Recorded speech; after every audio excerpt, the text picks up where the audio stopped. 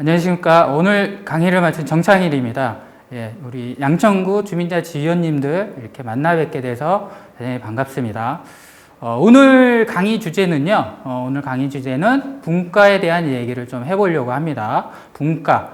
어떻게 하면 분과를 잘 운영할 수 있을까? 효과적인 분과 운영에 대해서 15분 짧은 시간이지만 키워드 중심으로 아주 중요한 핵심 단어를 풀이하는 형식으로 한번 여러분들과 함께 공감하는 시간 갖도록 하겠습니다. 먼저 첫 번째 키워드입니다. 첫 번째 키워드. 분과는 핵심 활동 단위이다. 핵심 활동 단위이다. 무슨 뜻일까요? 예. 여러분들 이미 분과 활동을 하신 경험 계실 거고, 이제 분과 활동을 하실 분도 계실 텐데, 분과라는 개념은 사실상 조직이 있으면은 그 핵심 활동, 하위 단위일 수 있죠. 예. 근데 단순히 하위 단위가 아닙니다. 분과. 우리 주민자치회의 분과는 핵심적인 직접 활동의 단위이다. 이렇게 풀이가 됩니다. 다시 한번 말씀드리면, 주민자치회에서 하는 일이 뭔가요? 주민자치회 무엇을 해야 되죠? 예. 자치계획 준비 및 실행이죠. 자치계획, 지역의 의제를 발굴하고 해결 방안을 제시하고 직접 실천하는 것. 이 과제를 수행하는 단위가 분과입니다. 분과. 예, 분과. 그래서 분과를 핵심 활동 단위이다. 단순히 하위 조직이 아니라 핵심적인 직접 활동을 하는 단위이다. 이렇게 말씀드릴 수 있겠습니다. 꼭 기억해 주시고요. 단순히 하위 조직이니까 주민자치위원님들의 결정사항이나 이런 것들을 하위 단위에서 수행하면 된다. 이런 의미가 아니고 주민자치의 직접 의제나 자치계획 수립을 하고 실행하는 직접 활동하는 핵심 단위다. 이렇게 어렵지 않으시죠? 예, 직접 활동 단위는 중요한 개념입니다. 예, 두 번째 키워드. 예, 분과원을 추가 모집합니다. 다 알고 계셨죠? 예, 분과원을 추가 모집합니다. 예, 법 근거에 의해서 조례에 따라서 전국 동일합니다. 어느 지역이나 주민자치회로 제도를 전환하고 규정에 따라서 상위 근거 법령에 따라서 분과원은 주민을 대상으로 또 추가 모집을 할 수 있습니다. 법적으로. 예, 어떤 의미일까요? 예, 주민자치위원님들 50명 정도, 50명 이하로 추첨을 통해서 선정이 되시면 끝이 아니다는 거죠. 끝이 난 게 아니라 분과를 구성하고 분과를 활동할 수 있는 분과원을 지역에서 추가로 모집한다. 이 이야기가 됩니다. 왜 그럴까요? 왜? 예. 팁이나 예시일 수 있는데 하나 말씀드리면 제가 분과위원입니다. 제가 지금 살고 있는 저희 동네에서 저는 분과위원으로 활동을 하고 있습니다. 주민자치위원은 아니고요. 주민자치위원으로 위촉을 받지는 않았고요. 분과원으로만 활동을 하고 있습니다. 예. 저 같은 사람인 거죠. 분과원을 추가로 모집한다. 예.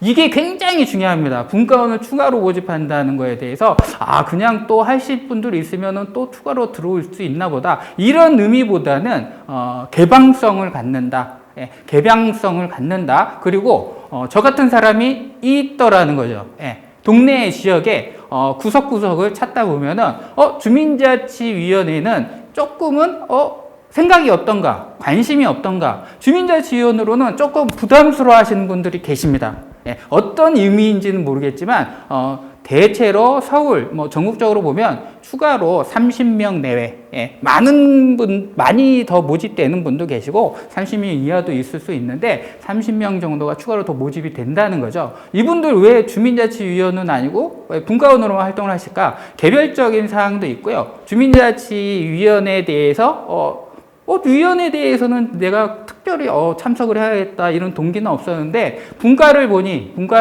분과의 의제, 지역의 직접적인 핵심 의제들을 보니 나와 관계된 의제이던가 내가 활동하는 관심 분야이던가 또는 내가 들어가면 이런 역할을 할 수 있겠다. 요런 분과인 거죠. 그러면 저는 분과위원인데 무슨 분과일까요? 예. 교육문화분과입니다. 예, 우리 위원님들과 이렇게 소통을 하는 과정에서 다른 동네 가서 교육만 하지 말고 우리 동네에서 이제 우리 지역으로 해서도 뭔가 함께 해야 되지 않겠냐 그래서 분과위원으로 활동을 하였다. 저 같은 사람 이렇게 관심 있는 사람들을 분과의 효과적인 운영, 분과의 활성화는 분과위원을 얼마나 개방성을 갖고 추가 모집하느냐 얼마나 많은 분과위원들을 꼬셔오느냐. 이게 사활이 걸려있다. 과언이 아닙니다. 실제로 그렇습니다. 분과가 잘 돼 있는 곳을 보면 분과원들이 활발하다는 거죠. 예. 왜냐하면 직접 핵심 활동 다니니까. 그렇다면 주민자치위원님들 50명이 분과로 배속된 이 위원은 플러스 활동적인 분과위원을 추가로 모집하는 게 가장 분과 활성화의 중요한 핵심 요소이라는 거죠. 이게 관가돼서는 안 됩니다. 주민자치위원으로 위촉이 된 다음에 분과 구성을 잘했어요. 분과위원을 또 추가로 모집해야 되는데, 주민자치위원도 이렇게 모집하기 힘들었는데 분과는 추가로 할 사람이 있을까? 이렇게 등한시되면은 분과는 활성화되는 게 한계가 있습니다. 주민자치위원님들만 계시기 때문에. 그래서 분과를 활성화하기 위해서는 정말 분과 활동에 도움이 될 수 있는 분과위원, 주민을 상대로 추가로 개방성을 가지고 365일 24시간 모집해도 상관없습니다. 그거는 주민자치위원님들이 협의 보시면 될 것 같습니다. 개방성을 가지고 다양한 주민들을 추가로 더 얼마나 포용하느냐, 이게 분과의 가장 중요한, 제 개인적으로는 가장 중요한 핵심 요소입니다.